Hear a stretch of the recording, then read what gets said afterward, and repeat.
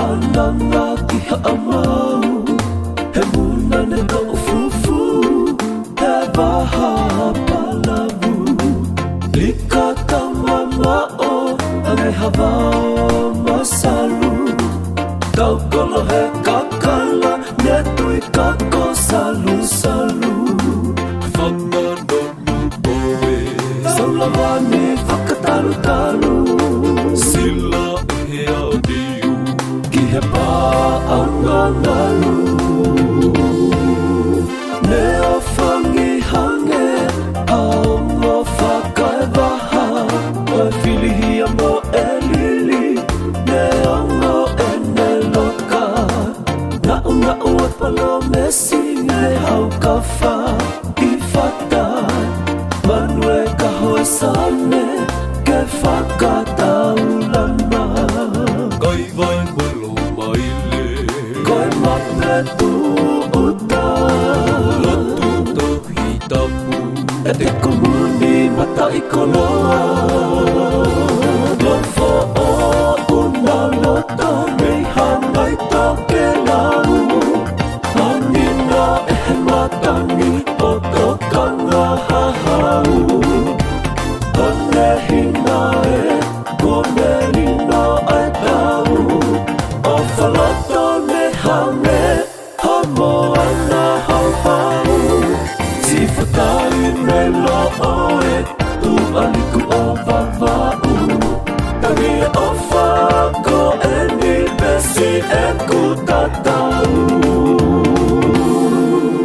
Pala i he sia wisa toi ala i kolona Isa he pote ane, lote he utuna aina Visi i he te kina nei, fine maukawa Whakau ue lolo pako, o loto taulanga He atongi e he Manu o ha vea Manongi o tauwha He kono tau ko velata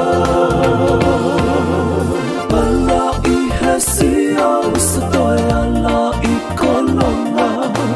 Isa he pote ane, lote he utuna aina Visi i he te kina nei, fine maukawa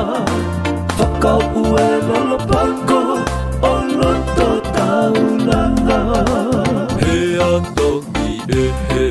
Manu o ha vea Manongi o tauwha He kono tau ko velata Lofo o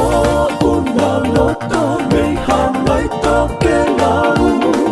Manina e he matangi o tokanga hahau Kone hina e, kone lina ai tau O whaloto ne hange, homo ana hau hau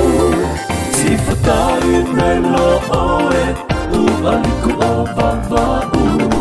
Tangi o whako e ni besi e kutatau Lofo o una lota mei hangai toke lau Manina e he matangi o tokanga hahau